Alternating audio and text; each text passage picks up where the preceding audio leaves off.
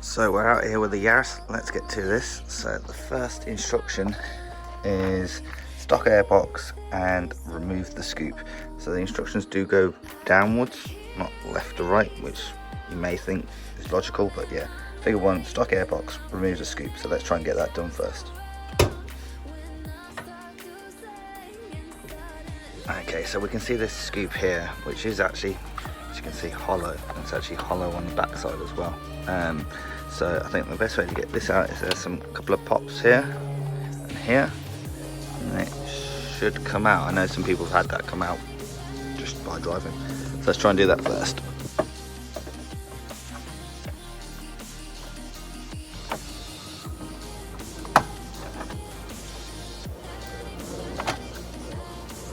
And there you go, straight in, and it does go straight through the back, and I think that's to go down to the secondary inlet. And you can see it's also got a bit of foam in there, so I think that's sound dead in there. But we'll keep this to one side, just in case we ever want to revert back to stock. Next step, it says remove air scoop. So let's see if we can find that. Right, by air scoop, they mean this little piece of plastic here. So you can see it's got a couple of little clips here, a clip there, and then it should come out, and we should be able to give this also a nice clean while we're here. Let's see if we can get this done. Go. Just squeeze these two bits together and just release the clips. Just going to give it a quick clean while we're here.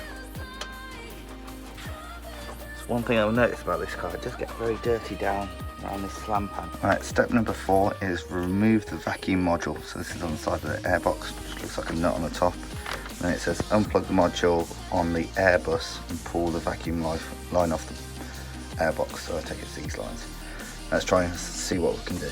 So it looks like it's this module here and these lines here. So let's see if we can get that off. It says at 8 on the top, so let's assume that's means an 8mm bolt.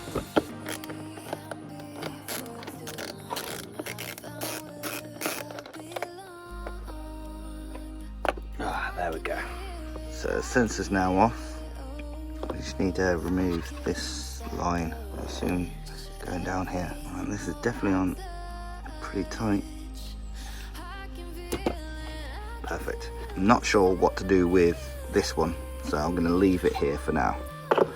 Leave it dangling. So we can see there, unplug it. It still has a 2 there, so from the module on the airbox. So I think that's the one that we've done there.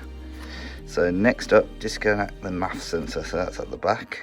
And then after that it's loosen the stock inlet hose clamp. Okay, so let's do this one first, which is just the top here on the airbox. Should be fairly easy. ECU's kind of in the way here. Show you the screw that is just down here. So the next thing would be to do is try and see if we can rotate it around a bit.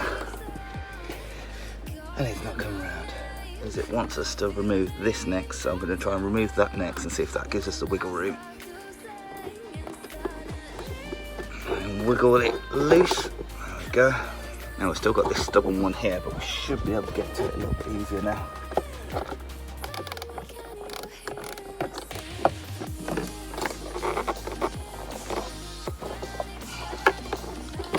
Right, now we just need to rescue it from that. There we go. Intake tube is off. That's the corrugated one with the 2 hose clamps. Let's put that to one side. Alright, so if we come back to the instructions, we've loosened it and we've removed that. And then it says here, disconnect the vacuum line from the T-piece on the top of the rear tube and remove the vacuum module from the engine bay.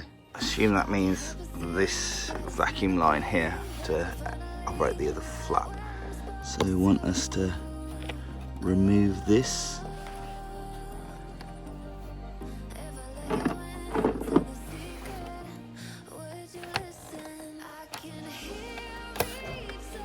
So this line goes along here, pops out along here.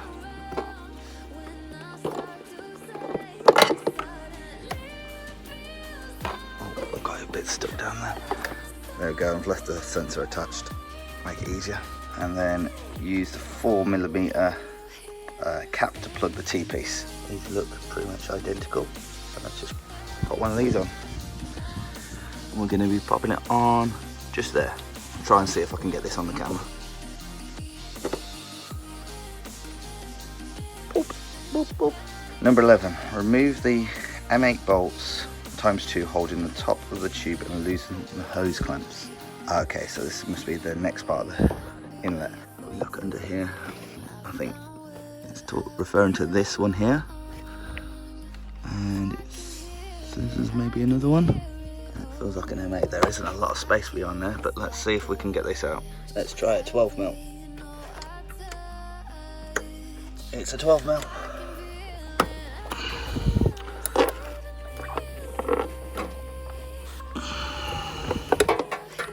We have. Oh my life, that was hard work. There is not a lot of space in this engine bay.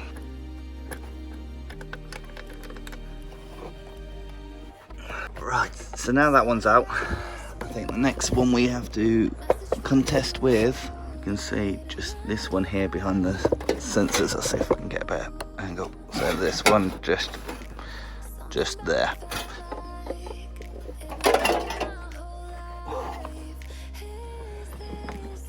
This is hard work.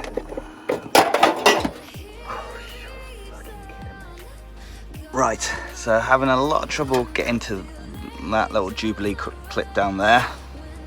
Progress. I took out the airbox and the engine cover because it just frees up a lot of space, and just unclipped this sensor for the bit on the side and this from the top of the airbox, and it gives you a lot more working space.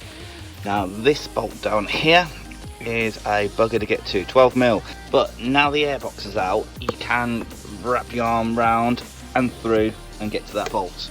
So now next is another tough one, which is this bolt on the back of the intake tube just there. So I'm hoping to come in from the same way and see if we can get that out. I'm going to take this T-piece off. I think the only thing holding us in is a little clip on the bottom down there. So let's try and get that out. Right. There we go. Intake tube out. So now we have a fairly clean shot all the way to the intake there. Right. Next step, remove the stock air tube. That's what we've just done. Number 13, install the silicone hose. So it looks like it's the reducer size one, so that shouldn't be too hard in theory. Right, so this one's going to be a bit difficult to film, but I'm going to try and get this into the right kind of place on that tube there. Let's see if we can get it somewhere that we can also tighten it up. There's a little groove that it goes up to.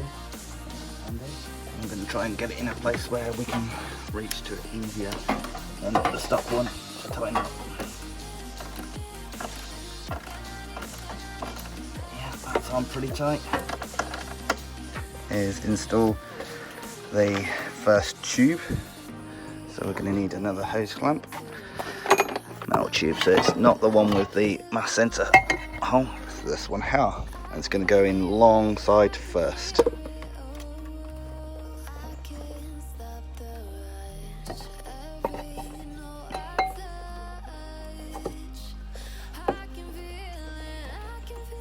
Yeah, she's in. Going to leave these a little bit loose for now, just in case we need to change the position. Right.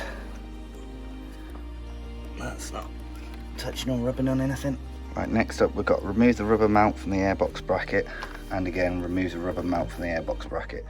So it looks like that's this fella down here and this fella up here.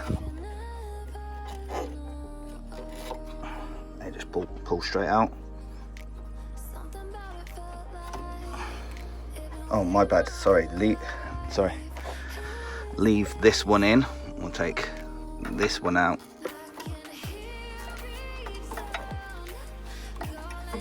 And put them in there. Right, it says here, install the heat shield bracket. Number 2, so it looks like the smaller one. And we'll looks like we're going to install the heat shield in. So it looks like the bracket goes on the bottom nearest the intake hole, just like that. You can see there's 2 holes for a bolt and there's like a locating one. So we'll do that now. These are our little Allen belts.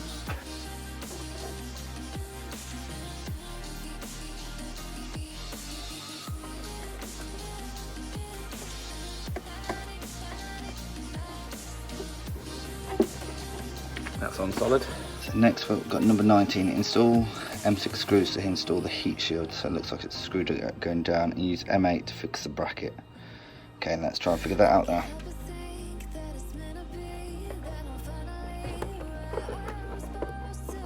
Not quite sure where this goes. Further forward, like this.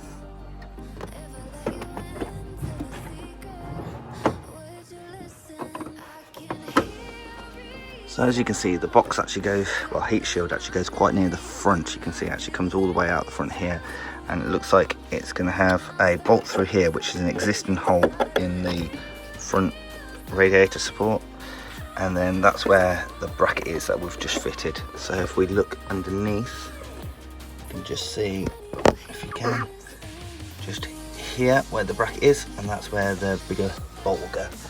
So this should go in here, just like that, and the little dinky one should go in there. Let's get to it. This is a 10mm. Need 10mm spanner on the underside. Right, so here's the other bracket, end of the bracket. That's what we're going to fit there.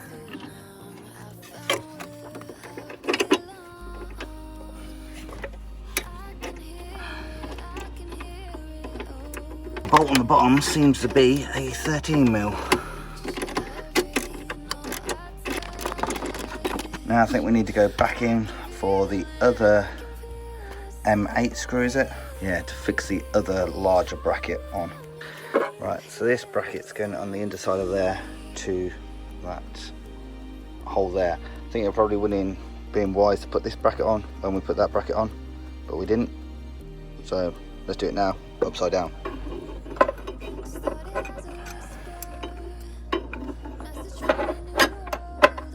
So we're back here. I think the best bet is to fit this leg before we fit the actual box.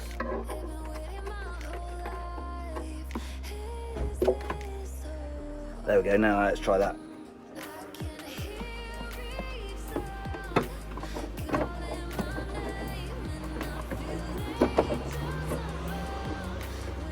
So we just need to send the bolt through there. Not this big hole, the one next to it, the one at the back, and the one at the top again. Let's get it done. There we go. So this one's in, M6, one down there, and one, where's the other one? The other one is down here. There you go, all fitted, nice and secure. And on to the next step, removing the mass sensor and putting it into the new tube. So the mass sensor's on the stock air box just here, 2 Phillips screws. There we go. Be gentle with this because it can be damaged. You can only really go in one way, which is that way there. That's the only way it will line up, and then we use the original screws.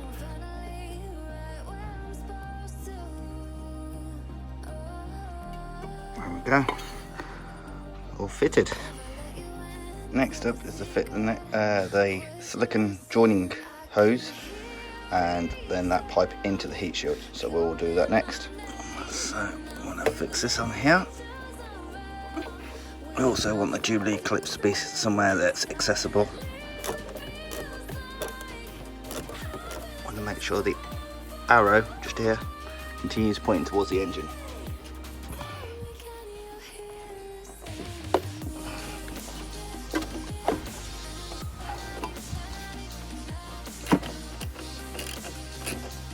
Connect the mass sensor, and now we go left to right. Install the air filter. Now we can install a splash flap. I'm going to have a look to see if that does happen, and then we should have finished product. So let's get to it. Next up, cone filter.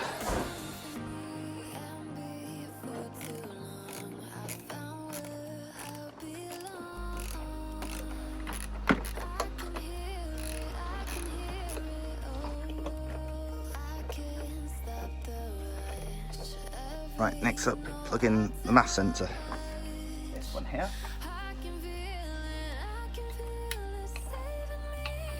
Now the other sensor that went to the flap, you can kind of push it down here. Just tape over the connectors with a bit of tape to make sure no water gets into it. The T-piece line that we've teed off, what I'm going to do is just pop that back down. In fact, that can probably stay up here near the top of the intake, because that's where it went before. At least we know it's not going to get too hot there. There is a flap here, which will go something like that, and that will just stop any splashes. So I'm not going to fit that yet now, because it's not raining and snowing, but maybe in the, come the winter, final clean before winter, I'll probably fit that.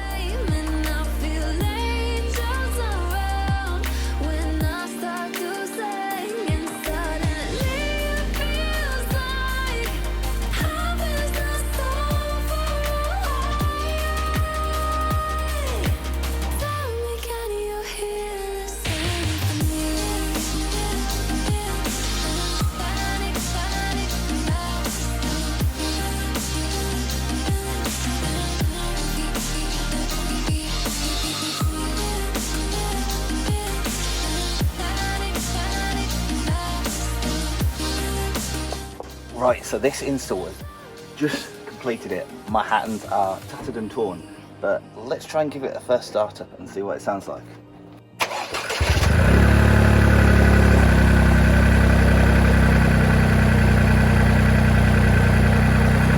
So it's turning on all good, so we've definitely connected everything back.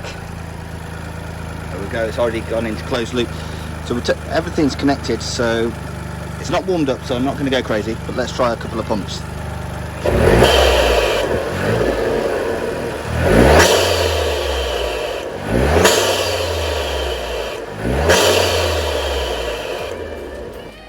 Did you hear that? That was a nice so definitely got more noise out of this. So that's the install complete. So let's see how the fitment is when we close this bonnet and see how it fits up there. Make sure that still works. Looks good to me.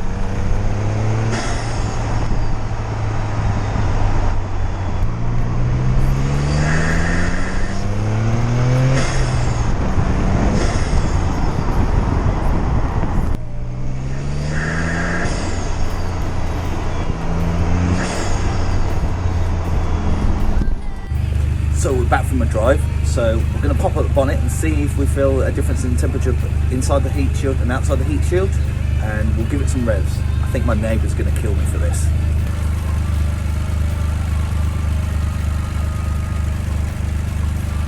There's definitely a lot of hot air just down here, but the other side of the heat shield feels nice and cool. Don't have the thermometer, but probably about 10-15 degrees cooler, so that's definitely an improvement. So let's give it a couple of revs.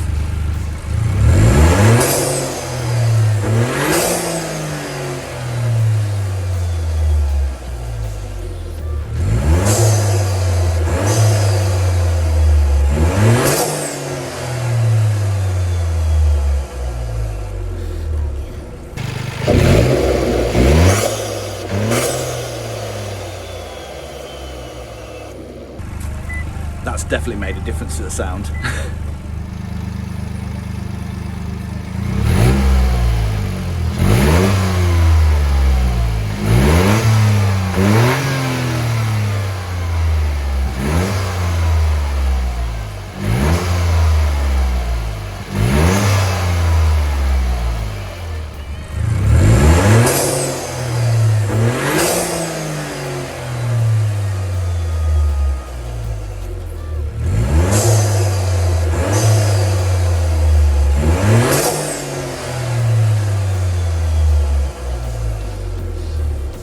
So we're back in the kitchen, we've managed to fit that, and it took me, with filming, it took me longer than expected, if I'm honest.